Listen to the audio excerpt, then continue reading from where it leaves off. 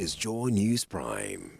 Welcome to the most comprehensive news bulletin, Joy News Prime. And over here you get a balance of local, foreign, business, sports, your comments and showbiz coming up in 2 hours. My name is Aisha Ibrahim. Coming up in this package, the Ghana Health Service declares a meningitis epidemic in the Jamat North District of the Bunahafu region, even as 93 people die from the 548 infected cases reported. Water shortage situation in Nsawam and surrounding communities intensify, compelling people to fetch unclean water from any available source. Meanwhile, Deputy Minister for Water Resources hints of a task force to be deployed to protect the banks of the Densu River from human activities. And also coming up in business, government is to scrap the National Fiscal Stabilization Levy. Also, Eastern Regional Police Commander charges task force deployed to some parts of the region to flush out nomadic herdsmen not to hesitate to gun down any cow that will try to attack them.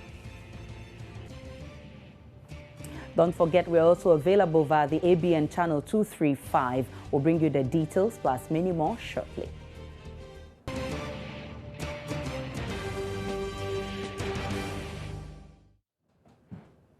Thanks so much for choosing us. We begin with the National Association of Graduate Teachers in notifying the National Labour Commission to embark on a strike action should government fail to address their grievances by February 29. Speaking to Joy News, the Vice President of NAGRAT, Angel Kabonu, says as much as they will not want to carry out their threat, they expect government to act in good faith and settle their arrears.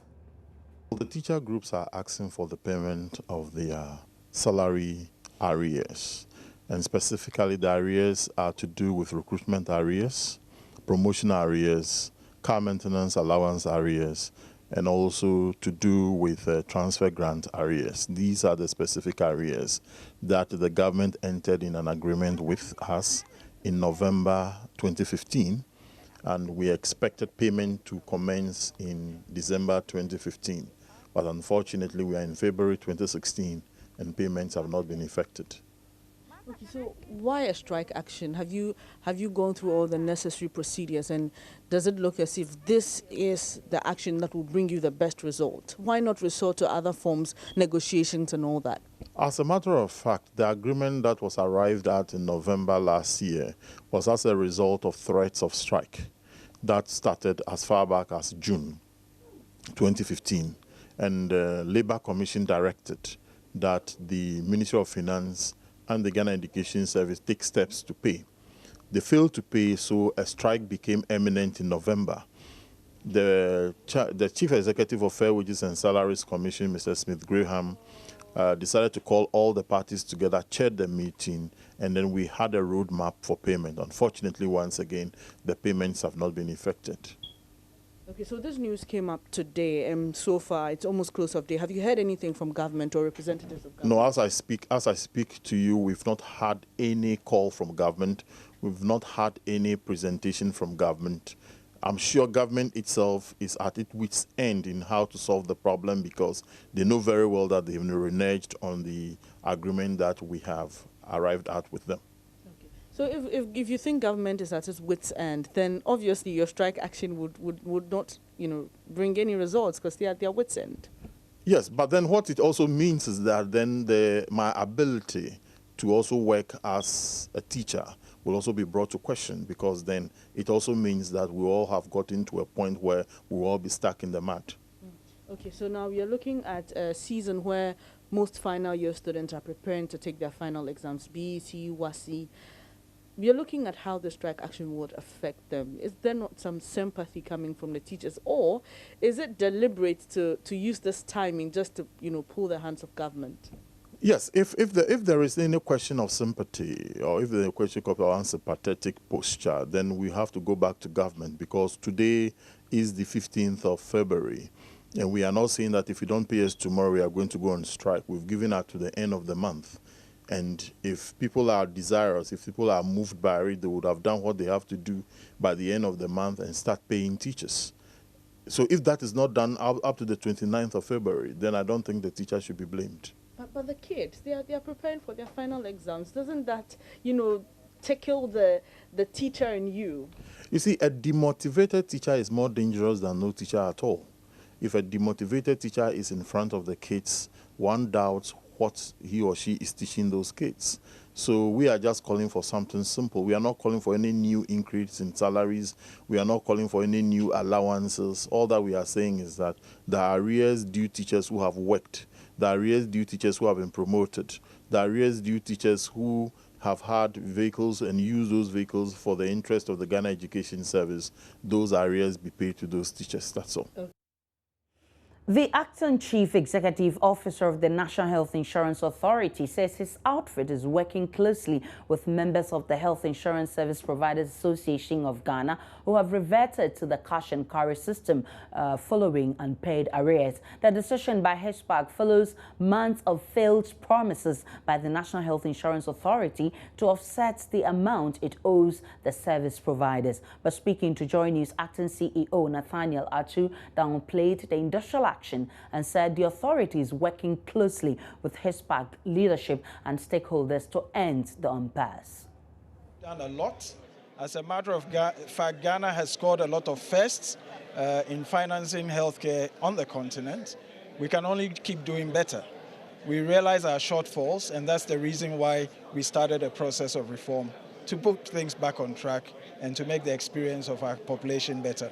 Financial risk protection. Ghana hasn't fared well in this regard. If you say, as we speak, we have 8 out of the 10 regions, HISPAC members embarking on industrial action.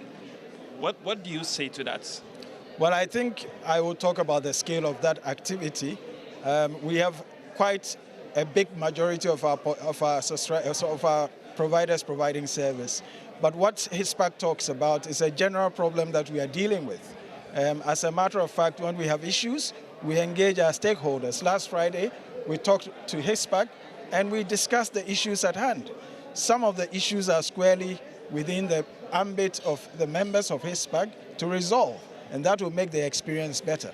But certainly, the NHIS has changed a little bit the way it works. The controls that we have been doubled to make sure that monies don't go waste when they are paid out. That has caused a little hiccup.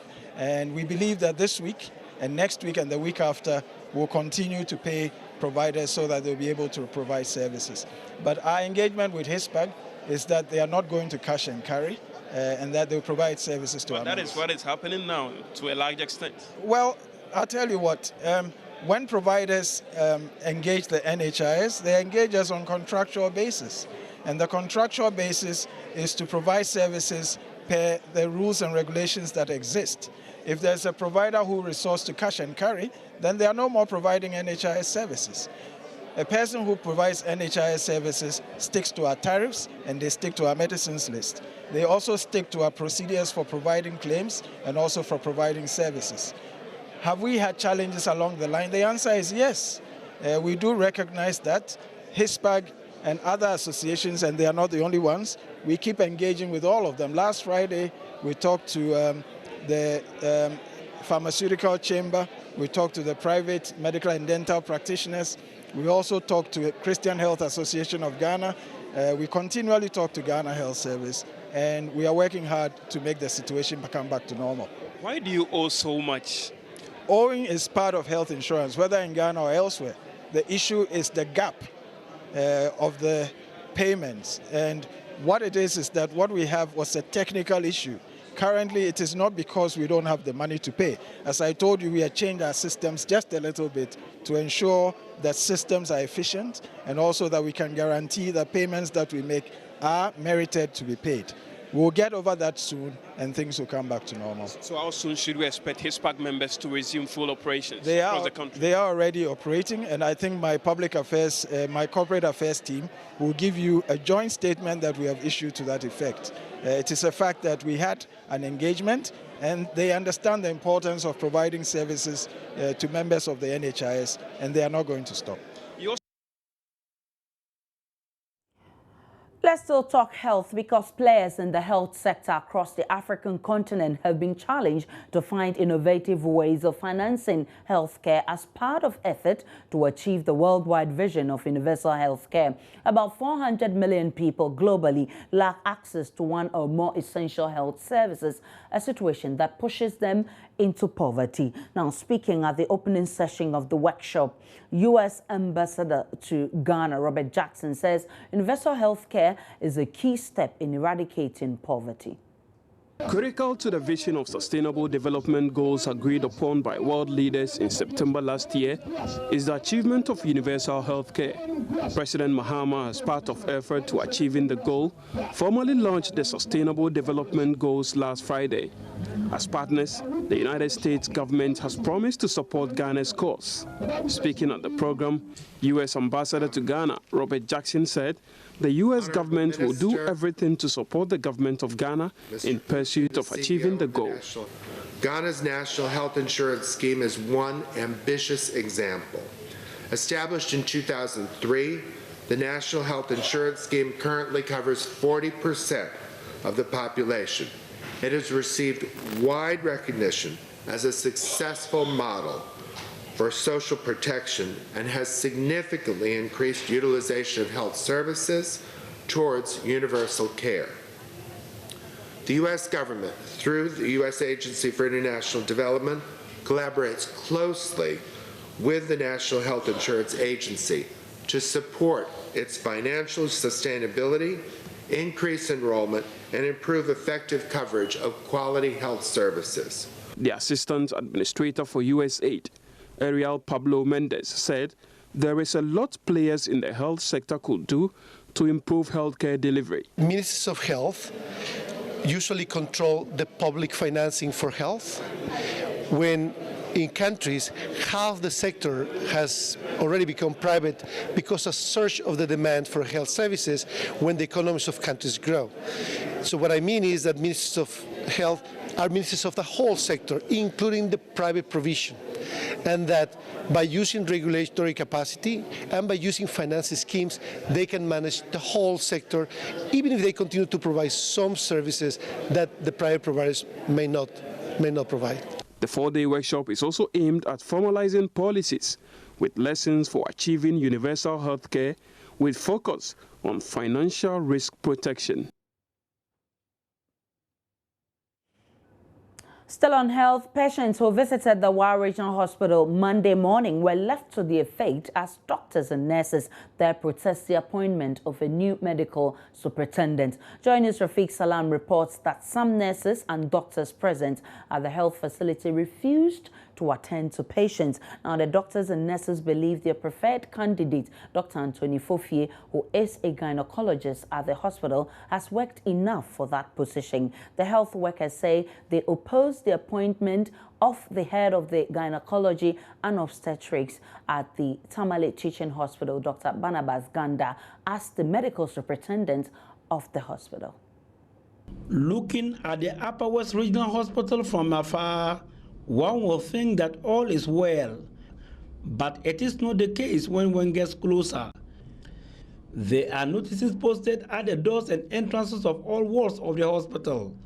They read, "Dr. Fofie has suffered enough. It is his time.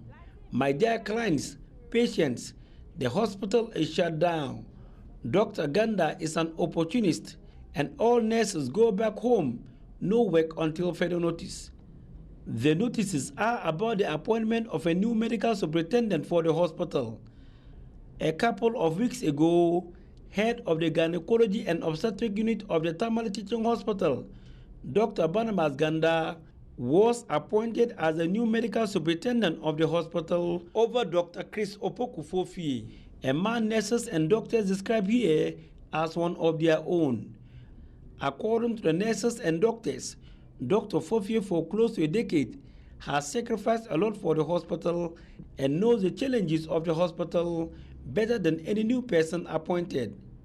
They have therefore seen the appointment of Dr. Ganda as the new medical superintendent of the hospital not only unjust, but also an insult to hard-working doctors and nurses.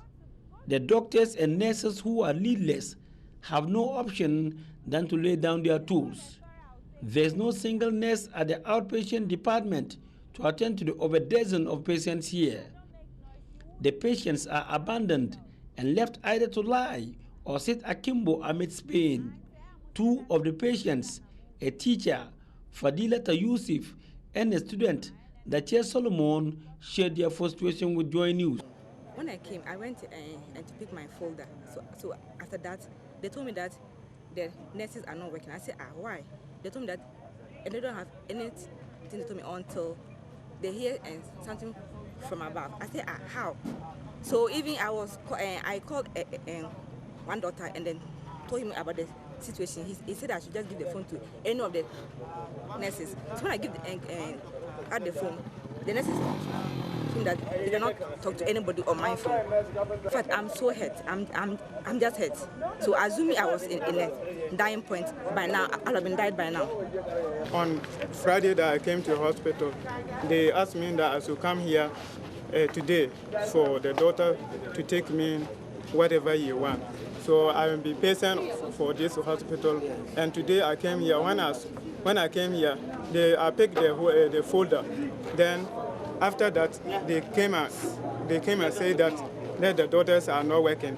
All the places I went through to check that the people should do it and help me what I came here. So here I am standing, what I am standing, the way I'm struggling with that kind of disease, I'm very sorry about that. The daughters, all of them are run. I don't see any of them. So when I came here, I saw the nurses sat down here. Later on, they all ran. Some of them can wear their uniforms and gone away. While the patients were going through the pain at the OPD and at the wards, management of the hospital were locked in a meeting with the nurses and doctors. Outgoing medical superintendent of the hospital, Dr. William Dodu, appealed to the nurses and doctors to exercise restraint while they look into their concerns. Reporting for Joy News, Rafiq Salam. And from Wa to the Brunga Hafo, the Ghana Health Service says it is taking measures to contain the outbreak of meningitis in the country as the disease reaches an epidemic level in the German North District of Brunga Hafo region. 93 people have now died from the disease, with 548 suspected cases recorded. A report by Kwabena Preachum. The Brunga Hafo region, where the disease was first reported, continues to top the list of infections and deaths. 359 cases and 52 deaths so far recorded in the region. The central region remains the only territory not affected by meningitis. Speaking at a press briefing today, Ghana Health Service Director in charge of disease control, Dr. Badu Sarkodie, said the German North District of the Brunga Hafo region continues to pose the greatest challenge. Another district that we are having a bit of challenge with the increasing number of cases is German North. Just about a week ago, they started reporting high number of cases. They are now in the epidemic threshold, and we will say that within that district, we have an epidemic on hand. The situation for now, we use the weekly incidence of cases to assess the epidemic situation. So whilst the incidence reaches 10 or more cases for a population of 10,000 within that setting, within a week, then we say the district is in epidemic. Director General of the Ghana Health Service, Dr. Ebenezer Piadintra, indicated the weather is militating against efforts to control the disease. Normally, when it starts raining, you don't see any cases again. But then as soon as it comes, we take on the disease. So I don't think we can set targets that from this day on, there will not be any disease. All that we are letting people that so far as the weather is so harsh, I mean, there will continue to be cases. But their job is to, as much as possible, avoid it by drinking a lot of water, avoiding overcrowding and so forth. We've now been joined via telephone by the Dr. Gabriel Benanko, who is with the Coalition of NGOs in Health. Thanks for your time and good evening to you. Good evening. Doc, we have hit the epidemic mark on the meningitis case. Are you surprised? No, I'm not surprised. We already have indicated since December 2015. We have indicated that the Ghana Health Service Ministry have need to respond to the issue proactively, and that we have not seen that. We have also indicated that they need to effectively collaborate with WHO and other development partners to get additional support, technical and financial support, to increase their surveillance and community mobilization and sensitization. We have not seen that. We have also asked that the meningococal meningitis, since it is the first time appearing in Brahafo, we needed to translate the information into local languages so that people can appreciate and be able to respond to it to prevent more deaths. We have not seen that. We have also indicated that the amount of money that the Minister of Health allocated to start the response was woefully inadequate. And still, we haven't seen any issue on that. And so, if the situation is progressively increasing and reaching out to all the regions, it is just because we are not proactive. It is just because we are not collaborating well. It is just because we are not involving all major stakeholders. So, Doc, this proposal, have you formally sent this to the Ghana Health Service, the proposal you're talking about? Yes, we have participated all the meetings. We have made our case. We even currently we are doing some negotiation because we think that the proactiveness is not there. So we are trying to see how we can even, as CSOs, can also mobilize some response and relief to save our people in the communities. Because some of even the cases are not reported. Some of the cases are underreported. Because the health system needs to be strengthened. And we are not seeing that proactiveness to strengthen the health system for them to be able to proactively identify most of the cases and even do the But the Ghana Health Service says it has distributed some antibiotics. Is that not enough? What are we not doing right? How many antibiotics have we seen? You as a media person, you have all your representatives in the other region. I've been working with them. Ask them, how many have they distributed? And how many people have received it? And how many people are affected? But antibiotics, is that all it takes to prevent this disease or to heal? No, that's what I'm saying. This is not the best approach we have always indicated. They need to come back again, get more people involved, and get the lasting solution. We cannot be losing life while we are waiting to see that we should have rain before we can begin to reduce the incidence of spread across the region. Doc, have we lost the fight against the epidemic? We have not.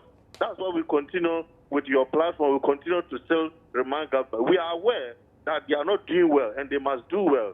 This time we will not use any, what do you call it, persuasive language. They are not doing well and they must sit up.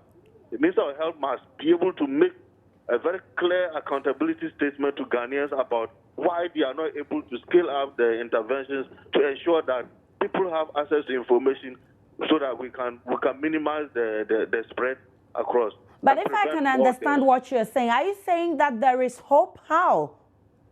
There's hope because there's already other incidents in other African countries, and they have been managed very well. As we speak now, apart from Joy, I have been seeing your educational campaign on your channel.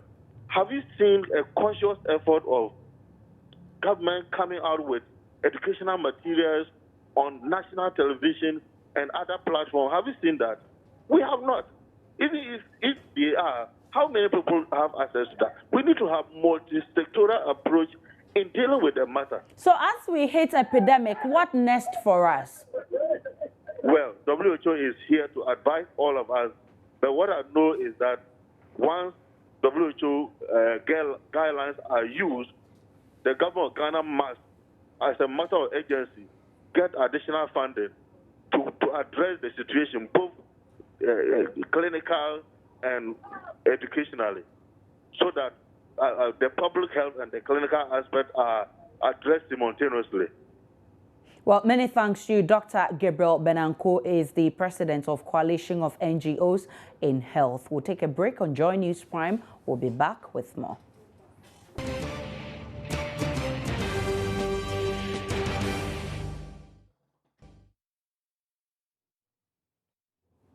Welcome back to Joy News Prime. Now to the rest of our stories. Eastern Regional Police Commander DCOP Angobatoge Awone is charging the task force deployed to some parts of the region to flash out nomadic herdsmen not to hesitate to gun down any cow that will try to attack the security officers. Now, speaking to 120 security men deployed to the Afram Plains North and South districts, Kwewu East, Fantiakwa and Upper Manyakrobo in the eastern region as part of the regional launch of the Operation Cowleg, the regional police commander noted the lives of some of the security men deployed to the area are put in danger following attacks on them by the animals. He, however, warns that his outfit will not relent to punish security officers who will be found to have shot indiscriminately without provocation. But don't just go there and start killing animals until your lives are put in danger. Be very professional. Is that clear? Yes, sir. We want to make sure that the people who live in these areas live their lives in peace. That is why we are telling the chiefs and people of the areas to leave this issue of Fulani herdsmen in the hands of the security. This morning I had a whole lot of calls, and I told some chiefs that are arming their people. We are once more telling the chiefs to keep on this.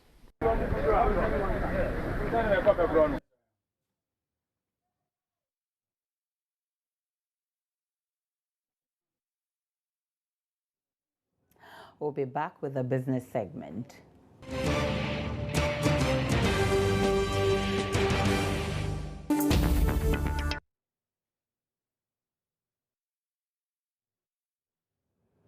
Time now for business, and Emmanuel Abuajiria is here. Emmanuel, we hear government is about to scrap the stabilization levy. Is this good news? Or? Exactly, it is, because somewhere in 2013, the government decided to impose the National Stabilization Levy. It's actually a levy imposed on some selected corporate organizations, to help balance the budget those times. I'm sure the organizations will be happy to hear that. Exactly, definitely, because if government is reducing the budget, the levy, or taking away the levy, you of course, definitely should be happy. Okay, so let's hear more. All right, so it's time for business. Government is to scrap the National Fiscal Stabilization Levy and also reduce the Special Import Levy by next year. Tax Policy Advisor at the Ministry of Finance, Dr. Edward Labi Siao, announced this at a ceremony to reward staff of the Ghana Revenue Authority whose contributions helped the institution to exceed its 2015 revenue target.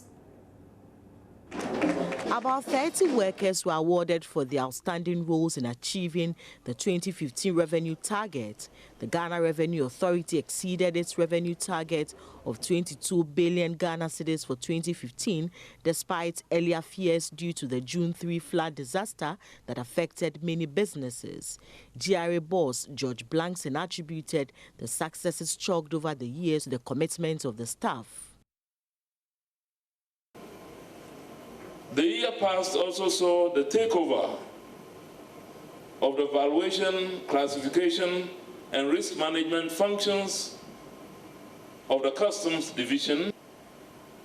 It was the year in which we also rolled out the TRIPS, the Total Revenue Information Processing System, an electronic platform for domestic tax collection. We had other recognitions and other achievements. But the bottom line is, ladies and gentlemen, all these were made possible by the staff, the personnel. Tax Policy Advisor at the Ministry of Finance, Dr. Edward Labisian, announced plans by government to review the National Fiscal Stabilization Levy and the Special Import Levy by 2017. He however added this would depend on the strides made by the Ghana Revenue Authority in mobilizing revenue for government. What is happening is that people think Ghana taxes are too high. But let me assure you, go out and educate your countrymen and women that Ghana still has some of the lowest tax rates in the whole of Africa. There are some of the taxes we shall be removing very soon. The National Fiscal Stabilization Levy and the special import license of 1 or 2% will go away at the end of 2017. We don't expect to increase taxes to replace them. Ghana Revenue Authority's 2016 revenue target is 28.8 billion Ghana cedis compared with the 2015 figure of 22 billion. Now, the Finance Ministry is impressing on manufacturers and importers of selected products that attract excise duties the need to welcome the excise tax stamp policy. The products in question include tobacco, alcoholic, non-alcoholic carbonated beverages, as well as bottled water for now. The policy, which requires the stamps are fixed on these items, is expected to be implemented from the 7th of March. A senior budget officer at the Tax Policy Unit of the Finance Ministry, Julian Harry Thompson, tells Joy Business the economic benefits of the policy cannot be overemphasized. So basically what this tax stamp seeks to do is to help government monitor its revenue, protect the revenue, if I must say, and also cut down on most of the illicit trades that we have concerning excisable products, and also stop the smuggling. So these are some of the measures we come out with, to have a stamp where it will be very difficult for people to counterfeit, have it affixed on these excisable products, and how make exactly sure would this policy?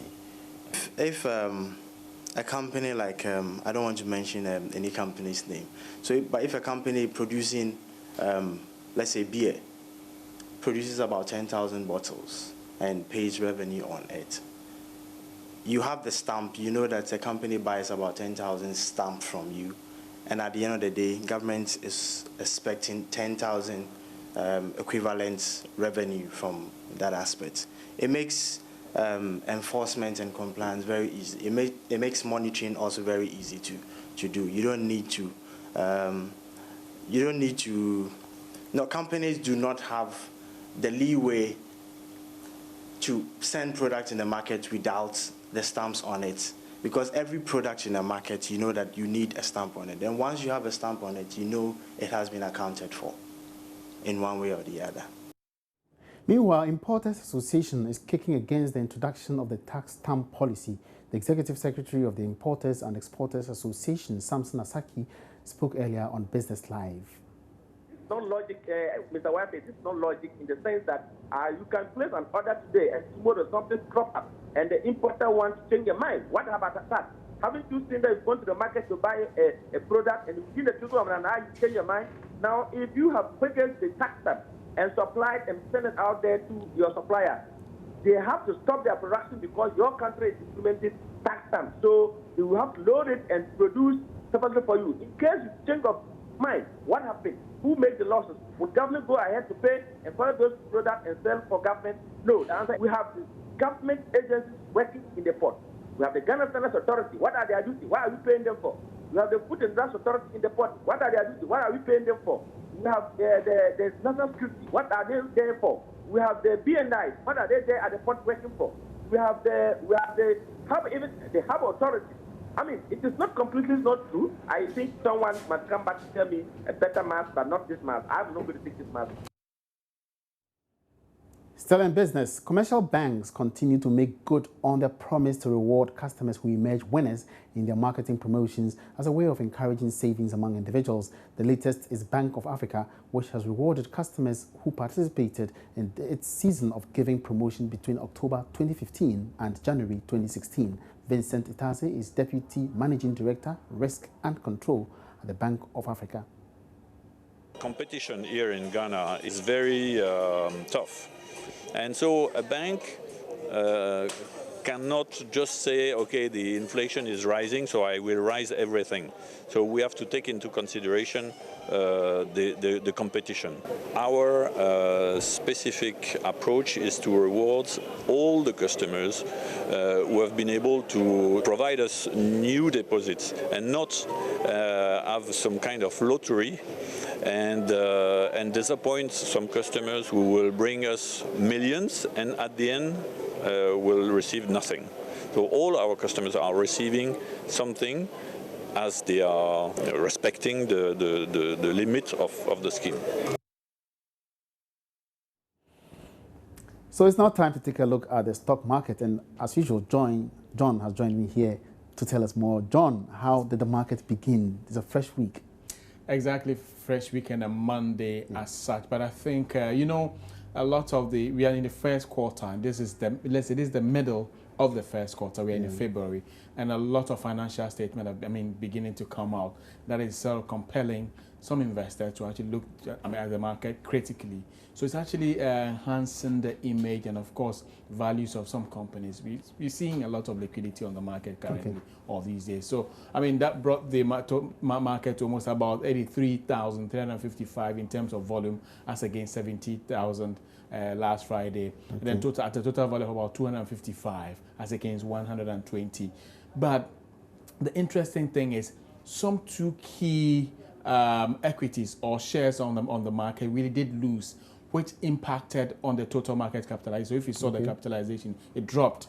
Okay, it's because EBG and ETI, EcoBank Ghana and EcoBank Transnational Incorporated, and especially CarBank, these are heavy capitalized equities on the market, and as such, they are rated very high in terms of their proportion to the market, and exactly that's how come you are seeing the market capitalization drop, because they also dropped. So that's how it is. So BOPP topped the gainers on the market by returning 4 pesos to their investors. So exactly today, BOPP returned that. UT Bank 1, Car Bank 1, and all. So basically, that has been the market. Did you see anything about Tallow? Tallow is really not moving, but there are a lot of backlog of people who want to sell shells of tallow. So anytime tallow would move, there's going to be a decline, basically. So on the commodities market, from last week, we were wondering whether Iran and then Saudi Arabia are going to do their thing. But now, it looks like OPEC is actually reorganizing to decide as to whether to really cut down on supply or not. And that is also influencing the market. So beginning last Thursday, we're seeing the price of crude oil rise, go up, just on the suspicion that they will do that kind of thing. So that's exactly it. Gold is also losing, but cocoa also gained almost about $72. And the other currencies market, as you can see on the board, it's only the US dollar and then the Chinese one that they see the loss to. But against the British pound and the euro, it's been quite fantastic over the period. So thank you very much. Market, that will be it. Thank you very much for that update. John Amakon is our stock market analyst. He wraps up business segment for tonight. My name is Emmanuel Abuaji. Keep watching.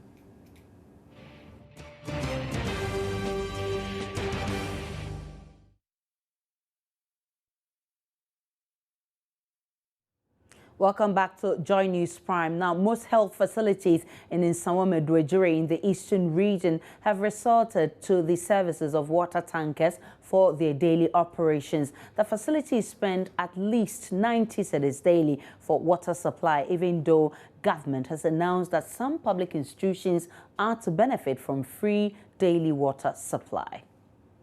Currently, Ghana has been hit by a major water shortage. Consumers in at least 3 regions, Greater Accra, Western and Eastern regions, have been without water for at least more than a week, with people walking miles in search of potable water. One of the hardest hit areas is in Nsawam, in the Eastern region. The shortage in that area is attributed to the low water levels in the Densu River. The water crisis, which is in its 4th week, has forced many residents to resort to fetching water from any available water source for their chores. 2 key institutions, such as health facilities and schools, were short of free water supply from government, but they are yet to benefit. The Nsawam Health Center Obrejiman and Adredri are just a few of the health facilities struggling to deal with the situation. The health facilities, some of them have engaged the activities of the water tankers. And so weekly or twice a week, they bring them water. And they pay as much as 90 Ghana cedis. And then two of the facilities, they were lucky. The MP provided them with polytanks and then give them water as well. And then 2 or 3 of the facilities have mechanized boreholes, so they just pump into the polytank and then use it. But you know, all these, the mechanized borehole, they use electricity, so it's also very costly. And even those who are engaging in the activities of the polytanks, the tanker drivers or whatever, they also need money to buy the water, and it's very expensive.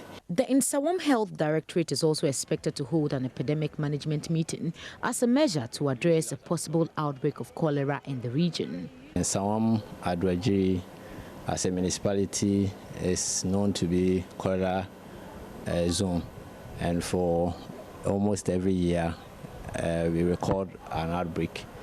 But notwithstanding that, since there has been this water shortage, at the moment, no, we have not recorded any water-related diseases or any cholera. If I'll be specific, we have not recorded any. But looking at the trend, looking at how long it's taken government to address the water situation, I've already been told it's entering a month or it's even more than a month. Do you fear of a possible outbreak of cholera within this area? Yeah, it's possible we can hit with an outbreak. And so, as a municipality, like I did indicate earlier on, that in the course of this week, we're meeting with the District Assembly to hold epidemic management meeting to address some of these things. So it is possible we'll be hit with an outbreak. It's possible. The Nsawam Senior High School, though a beneficiary of the water supply from government, say the situation is impacting on academic works. Because of that, we have locked all our washrooms, and the students are using the public toilets close to the school. But the unfortunate thing is that this morning I saw that most of them were very late. So it's affecting It's affecting the students indirectly, though they don't reside on campus here. They live close by, some live quite far off. But by the school bus, when I was coming, I had to pick a few to school so that they are not late. But I realized that they didn't have water. Since the problem cropped up, we have had NADMO come to our rescue. NADMO came to supply the school with water. In fact, we got a lot of water in our overhead tank for use, but because of our population, we have about 1,169 students with about 60 teachers, both non-teaching and teaching staff, that use the same facilities. So in a day, the quantum of water that is used is so much. So the water they brought us in 3 days got finished. Fortunately, apart from the water tanker that saved us, they brought us 100 bags of sachet water. Some residents told Joy News they have received water from NADMO and the assembly in the past few days. Meanwhile, food vendors in Nsawam have resorted to treating polluted water from streams and ponds to use in preparation of food they sell to the public. For most residents in Nsawam Adredri, this is the only source of water for now. Shilai J is one of the few people here at Nsawam operating an eatery. She runs a 24-hour local food joint. She shares how they struggle to get water for the business. We are suffering about water. Normally, we have boreholes here and densu, but the densu is too dirty for us. So we have been buying pure water and boreholes. The business is not going through, and we lost plenty of customers. When they come here, they don't have water. Has it reduced people coming here? Yeah. Why? They don't want to come and eat? Or? Yeah, because of water. They don't want to come here to eat. So it has affected your business. People don't really come here like they used to. Yeah, they used to come at first. Okay, all right. But is there a way that they feel scared about the source of water? Yeah, they feel scared. How will you get water to cook food? There is a question. True. There's a question there. They are wondering where you get the water from. So if it's with me, I will not go. You not go? Yeah. But so that is the situation you're customers. We are suffering. We are suffering. Several other food vendors like Bismarck, who also run a fast food joint, shares how far they go in their struggle for water. We go far away to get some, but sometimes we don't get some. If you go far away, where exactly do you go to get the water? Sometimes we go to Amasamai, and sometimes we go to Piabo, the faraway place. Sometimes we didn't get some, but sometimes when you get some, these gallons, we when you get some, it's 1 cedi. It's affects me because the water is everything. You use water to do anything here. It's a problem. So like this morning, before you started cooking and all that, where did you get your water from? That's why I'm telling you that we go far away, get some. Go far away. Right now, it's problem. It's problem because the water I used to cook, I used to do anything. Even the fortunate ones who live around Wafapai joined long queues each morning to get water from this borehole. Ibn Azalati is the owner of the borehole, which has become the survivor for residents. I can say it's bad because they come here in queue from 3 a.m. up to 12 midday. Before, at times, most of them don't get and they go back. School children travel long distance to get water daily. The students say the situation is affecting academic work. The water situation has become a very great hindrance to most of us in the school because we have to walk very long distances to places in search of water. And it has made most of the students come to school very late, and it is really affecting us. We, the students of Inside School, is greatly affected by the water problem in Sawam. And because of that, before we can get water and bath and come to school, we have to travel about miles before we can get water to bath and come to school. So we think the government should put in measures to get us adequate supply of water so that we can get enough water and bath.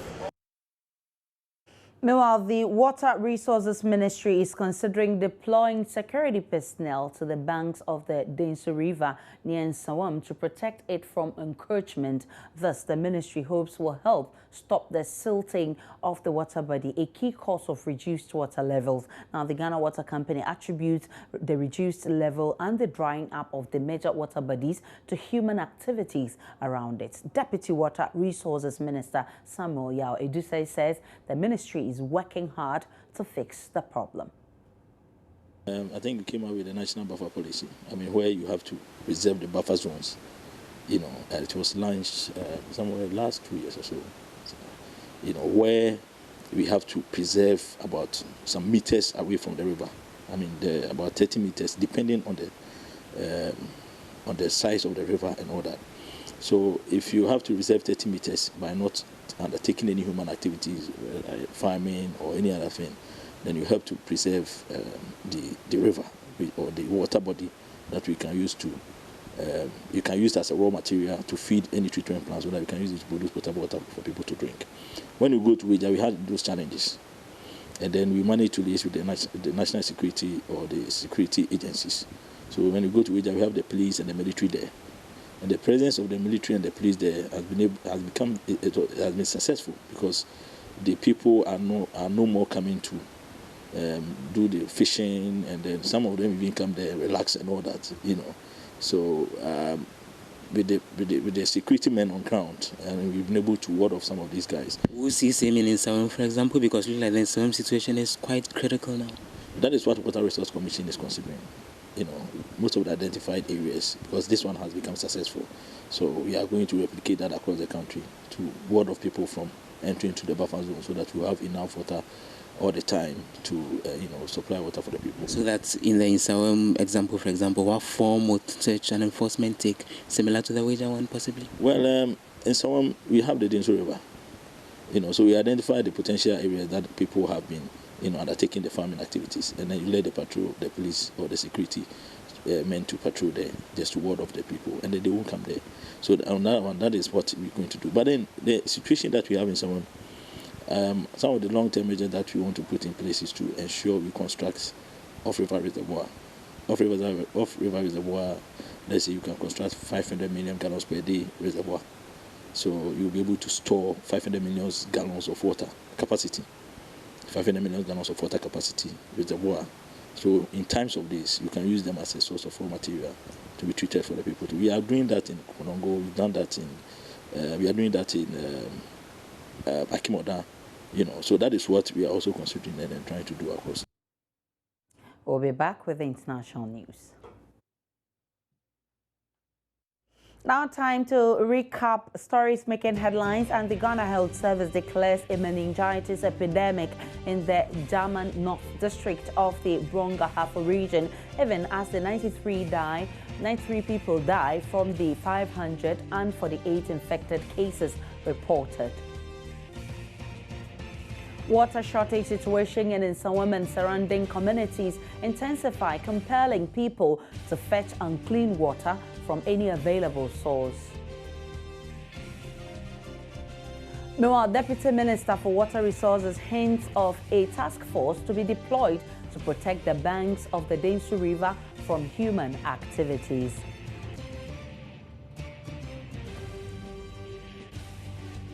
In business, government to scrap National Fiscal Stabilization Levy.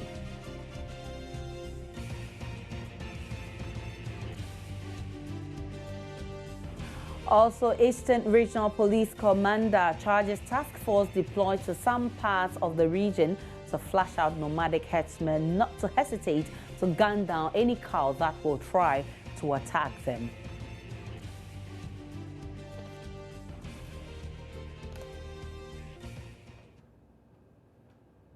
Now time to get to know what we'll be talking about on JNI and Harrison Asare. Lord Harrison Asare. Ah, what a long name. Good evening. How are you, Lord? Well.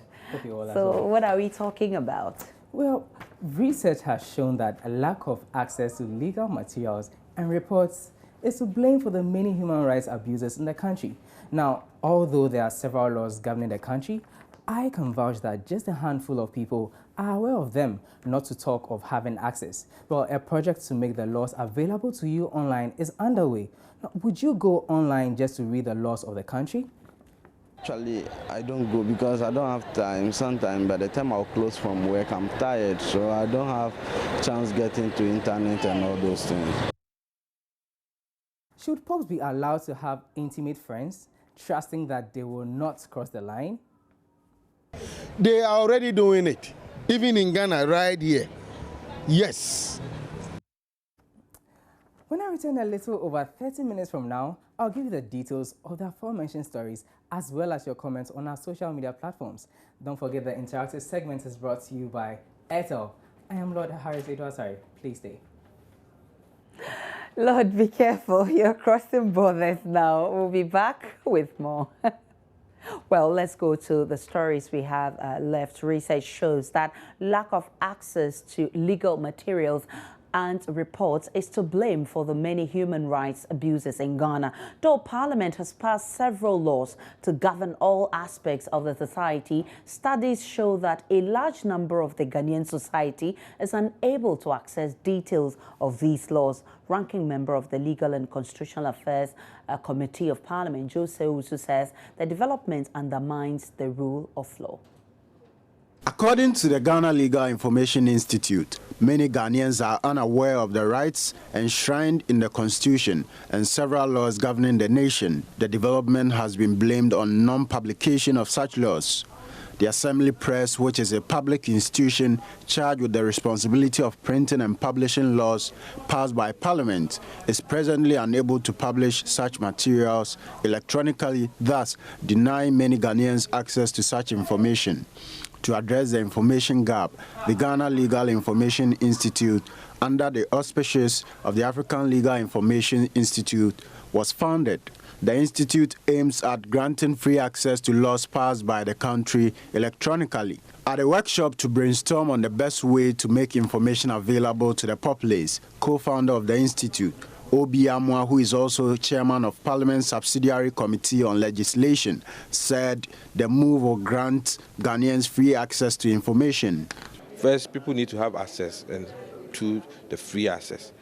Now, we say we are in a democracy, but if you make laws and people don't even have access to the law, even though it is said that ignorance of the law is no excuse, the non-availability of the law too undermines rule of law.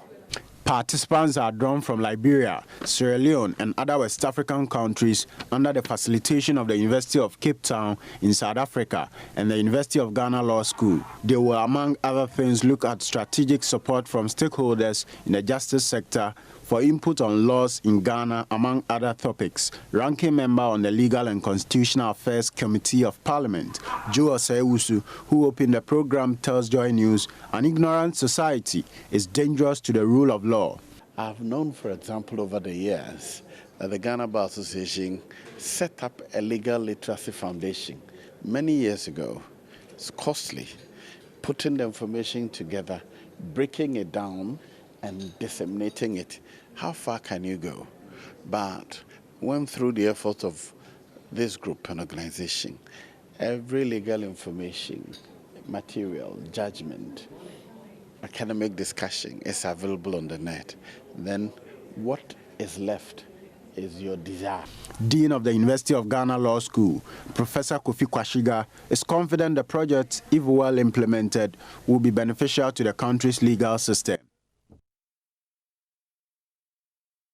Flag bearer of the Convention People's Party, Ivor Greenstreet, says if given the opportunity to rule the country, he will do so devoid of rancor, divisiveness and vindictiveness. Speaking at the climax of his thank you tour of the Upper West region, Ivor Greenstreet said Ghana needs selfless leaders and not people who are purposeless. He called on Ghanaians to vote for the CPP to save the country from the economic challenges it is going through. Rafiq Salam's report from WA. Flag bearer of the Convention People's Party CPP, Ivor Greenstreet was accompanied on the thank you tour by the national chairman of the party, Professor Edmond Delay, and some big shots of the party. Addressing regional and constituency executives of the party, Ivor Greenstreet stated that the CPP is well positioned to win political power in the 2016 polls and call on party supporters to rally behind him to achieve that feat. This time, CPP is totally different. You know, we have a chairman and leader who is a unifier, who is going to be bringing all people on board who are standing on the sidelines. This time we have come early, we have come determined, we have come re-energized, we have become very united. In fact, if you had been here earlier and you saw what happened in this meeting, you'd have been very surprised. This time the party is, should I say, no shaking. The green fire has caught the fire in the party. And we're going to make sure that green fire, which is a peaceful fire, which is a fire of progress, which is a fire of light, which is a fire of humility, which is a fire of service, is what we are talking to them about and what we are coming to do in terms of offering our policies, our programs, our solutions, to try and offer opportunity to Ghanaians who we feel deserve something better. National chairman of the party, Professor Edmond Delay, called on Ghanaians to vote massively for the CPP because it is the only party that can solve the development challenges of the country. He debunked the notion that a vote for the CPP is a complete waste of one's time, adding that the party is in league with other incumbent parties for a possible merger. I think that is a mistake. This time around, things will change because I'm a unifier. First, I'll get all CPP members who left the party for one, even those in the NDC and those in the NPP. In fact, I have a program called Homecoming. That means those who left, I said they should come now. We are ready for them. Then we talk about reconciliation. As I was telling them, you know, we hate one another. But CPP is the party which says comradeship and forbearance. So we are each brother's keeper. So you offend me, and I said, and then peace. And that is what we need in peace. The CPP flag bearer later met with the Upper West branch of the Federation of the Disabled, which was close to the media, before traveling out of the region to Sunyani for his next whistle stop thank you tour. Reporting for Joy News, Rafik Salam. Wow. So this is Joy News Prime. We'll be back with the entertainment segment.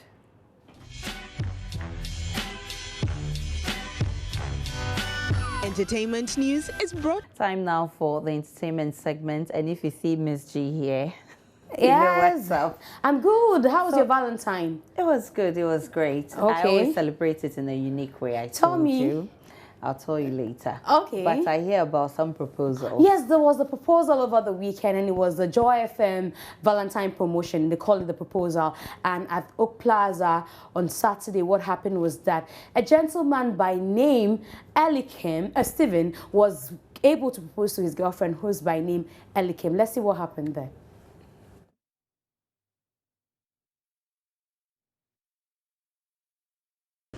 Elikim, I know I have a lot of female friends, and mostly you never feel comfortable. Will you marry me? Yes, a big round of applause. Stephen, tell me, how do you feel? Tell me how you feel about Joy FM's the proposal, winning this competition. I'm grateful to Joy FM. You know, I have always dreamed of this. A couple of times I've told her I will really honor her, you know, in public. That was what, you know, I kept on telling her. I'm so happy, and thanks to Joy FM for hosting this competition. 'Cause all of me loves all of you. Love your... Those were tears of joy. Exactly, you know, if coupled with the fact that she didn't know at all, it was just like, let's take you out on a Valentine's date. And then they got to the Oak Plaza and everybody was seated, their friends and family were seated, all put together by Joy FM 99.7, you know. Multimedia makes it happen all the time. That was wonderful. Very, very beautiful. Ask me. I know you are hardcore. Are you sure you weep when you get such proposals? Oh, there's a part of everybody that will melt down when it comes to love, you know. Are you sure? I'm yet to see. I'll make sure we organize something like this. For me, how tears I'll have a drop pimmy from face when I come. I say, okay, so what? You know, what? You know. Something else happened yesterday, and it was a Joy Prime night out. You know, we've been talking about on Friday. I told you about at Aliza Hotel, and Efia and A.B. Krenzel, who were the headline performers, of course, were there. Lexus Bill. Place, I'm told. Exactly. Lexus Bill was the MC for the night, and we bring you excerpts from the show. Joy Prime Night Out, which was a special Valentine event, was headlined by talented Efia and evergreen A.B. Krenzel.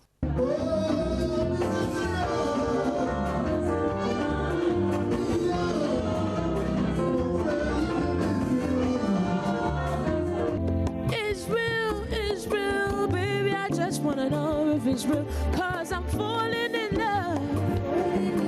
The event, which took place at Aliza Hotel, saved couples from going through the stress of planning the perfect date, and singles didn't also have to drown in their loneliness. It was the place to be the night. Yes.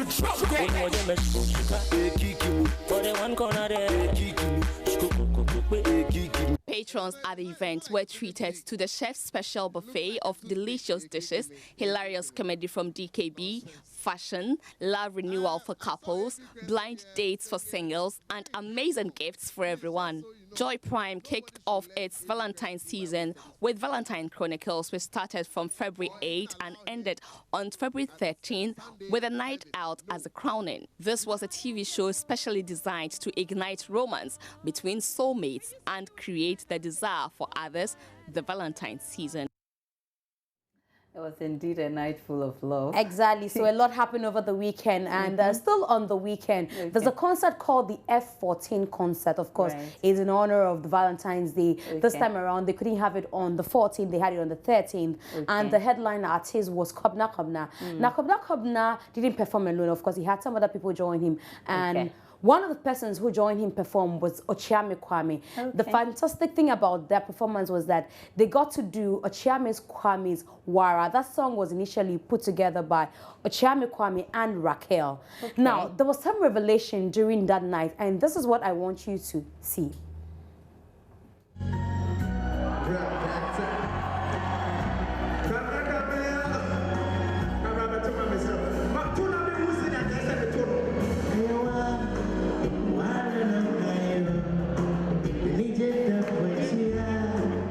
It was Kwabna's idea that he was going to do the song we did together. That song was done like 8 years ago.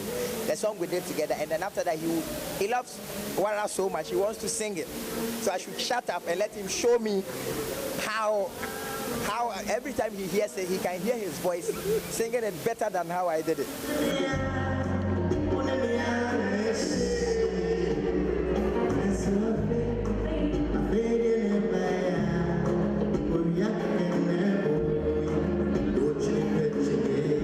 Ochiame Kwame's song, you did it perfectly. As a matter of fact, this is breaking news. He wrote that song for me. But me and I didn't go take that song, and before I realized he had recorded it. So it still remains my favorite. Yes. If you had done it, yeah, would it still have been your favorite? Of course it would be. I mean, great song by our standards from its inception. Oh, okay. So that's the revelation. But I'm sure he sang it just yes, like he did. And you know, it was great to know that the song was initially written for him, but for the fact that he didn't go for it, Ochiame had to record it with Raquel. But I just could feel if it was Kwabna, maybe the feeling would have been the same, because I really enjoyed that. You enjoyed the performance, right? Yeah. Okay, so still on the weekend, and the Salma's No Man's Land premiered, of course, at the West Hills Mall and the Accra Mall. I tell you, it was a star-studded event. Now, first of all, let's take reactions from people that were there at the premieres.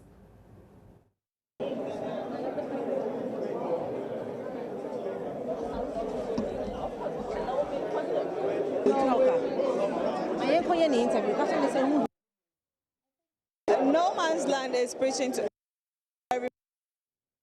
All right, so we couldn't get you the exact reactions, but we got to speak to, of course, Becky got to speak to individuals, and Salma Munim is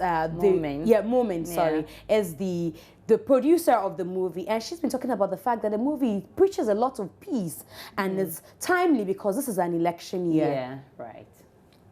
No Man's Land is preaching to everybody how useless it is to fight among us and how fruitful it is to live among us in peace and unity. That is the message out there. So I intend to stay in the industry till when I'm weak and can't do anything anymore. Yes, that's how much of a passion I have for this industry. Congratulations to you.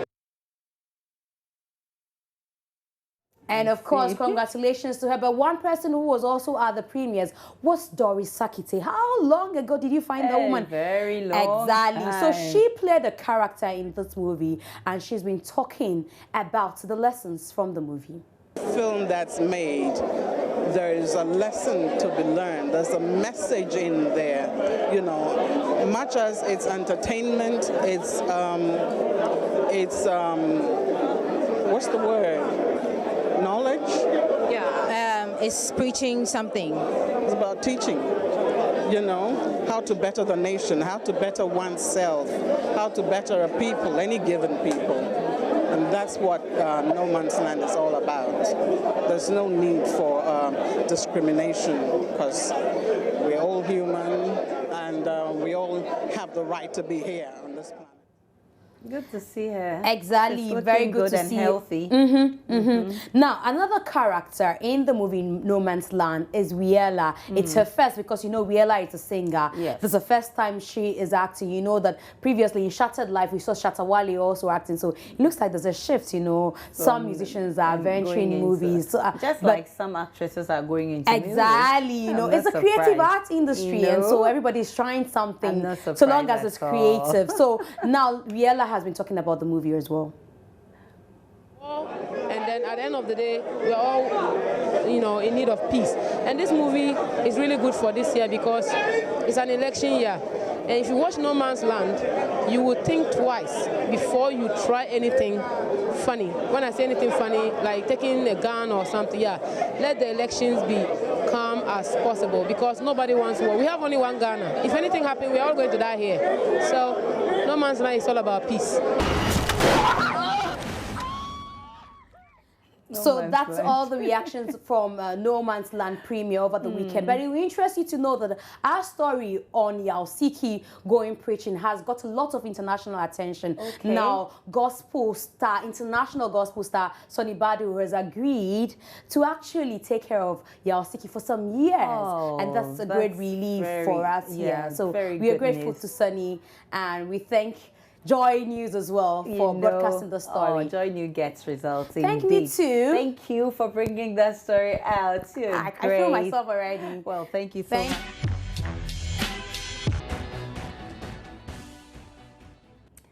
Time now to check what's happening in the sports world, and Nathaniel Atto is here. Nathaniel, I'm surprised about Messi's penalty. I know you will be. Is it the first time it has happened? Well, this is not the first time. What happened is that the legendary Johan Cruyff scored a similar penalty way back in the 80s. Okay. And, currently he's struggling with cancer. And many people are saying that Messi decided to, do that kind of thing to pay tribute to Johan Cruyff. So this is was beautiful. Yeah, so this is it. Johan Cruyff in 1982. Brilliant idea. He was very smart about it, and instead of going direct, he passed the ball. It was passed back to him, and tap, clean. It was there. No troubles at all. So maybe if Asamoah had decided to, think of that when we were playing Uruguay, then maybe. So this is what happened against Celta Vigo. There we are, bang, and there it is. And of course, Suarez already. He loves to latch onto. That was a beautiful goal. Yeah. So that wraps it up about the penalty and whether or not it was the first. This is not the first time Johan Cruyff did that, and he's struggling with cancer currently. So it's being said that. It was to pay tribute to him. No official statement on that yet. But let's go to the English Premier League, where the race for the Premiership title is very open now after a clash on Sunday where Leicester City had to lose by 2-1 to Arsenal. Well, the month of February is seen by the ladies, according to social media, as the month of love, and by the men, or the gentlemen, as the month of Champions League action. Well, Champions League action resumes tomorrow, and one of the biggest clashes you should expect is Paris Saint-Germain going up against Chelsea. Well, there are some other fixtures to expect as we resume UEFA Champions League action. So I would quickly... Well, let's do the fixtures to expect for the UEFA Champions League. There we are. So Paris Saint-Germain will host Chelsea, and of course Zenit St. Petersburg will play Benfica. And on Wednesday, AS Roma, they play Real Madrid, while Wolfsburg go away to play Ghent. All right, so let's go to what we should be expecting here in Ghana in the coming weekend, and that is the start of the local Premier League. The Ghana Premier League rolls off to a start for the new season, and one of the clubs ready to compete is Techiman City. Remember that Techiman City in the past few weeks have been the subject of an ethics committee ruling which demoted them to lower tier football. But of course, the president of Techiman City, Charles Kojontim, says that his club will seek a stay of execution and will play in the league and will look forward to what will be done through the legal processes. We have filed for a stay of execution, and we've also appealed against the decision of the Ethics Committee of the Ghana Football Association. We're still awaiting the response of the Ethics Committee, whether our stay of execution will be granted by the Ethics Committee. That is what we are waiting for now. We had a friendly game over the weekend. We played against Wenchimanu United. Savimenu scored a classic goal for the team. 2 weeks ago, we played against Nkranza Republicans. We won by 4-0. Coach Yusuf Abubakar has taken over, and everything is moving smoothly. And I can tell you, we are ready for the Premier League. come Sunday against Brekum Chelsea. Don't forget, these boys are professional players. If you have Steven Menu, you have Isaka Ibrahim, you have Brighton Sia, you have players like Baba Mahama, who have all tasted Premier League before. It tells you they are professionals. I quite remember immediately after the ruling, we had a meeting, and they told me, Mr. President, we are professional players. This is more administrative work. We'll be doing our work on the field of play. You do your work behind the scenes. And so they understand that it is part of the game. They are well focused. They have prepared for the Premier League. And trust me, when the Premier League commences, you see Techiman City as one of the top contenders. Well, Alhaji MND Jaula was in Techiman 2 weeks ago. He came to inspect facilities. He told us 80% complete. He asked us to put up a few issues here and there. We are still working on them. And trust me, come 21st of February when we play against Brekum Chelsea, the Hinami Park will be ready for Premier League. All right, so we go to the camp of Accra Hearts of Oak, where confidence continues to build after a 2-1 win recorded in a friendly against Dreams FC, who have also qualified to play in the Premier League. Coach Kenichi Yachuhati has been taking a look at his side and what they could do in the coming season. Well, only thing I have to say is since the beginning, we have been creating a lot of chances. And we need to convert more chances to the goal. We are improving on converting to the goal. We can do a lot better.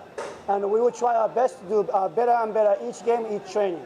So it's not that between now and coming weekend, we will do a whole different. No, we'll be a better team by coming weekend, but even more better team 2 weeks from now, a month from now. By the end of the season, we will be a lot better than what we do today. That's the only thing we're trying to do. What I understand is that our supporters want us to win the league and the FA Cup as well. What we're doing is taking one game at a time. We will try to win each game, and when we accomplish that, we try to do the next one. So there's no guarantee or anything that we try our utmost best to do each game to win. The very confident Kenichi Yachuhati there. Let's do some sports administration now. And a professor of sports marketing from Germany has been speaking about how sports administrators in Ghana can better their respective disciplines that they manage here. Now, Professor Christian Werner was here in Accra for the graduation ceremony of the University of Applied Management, and he's been speaking to Joy News about how sports administrators can better their lot here in Ghana. Sponsorship is when you offer something as a return for money that they give you or a budget that they give you, and I think there must be advantages for the sponsors as well. If there's nothing you can give the sponsors in return for money, then it's hard to close a deal.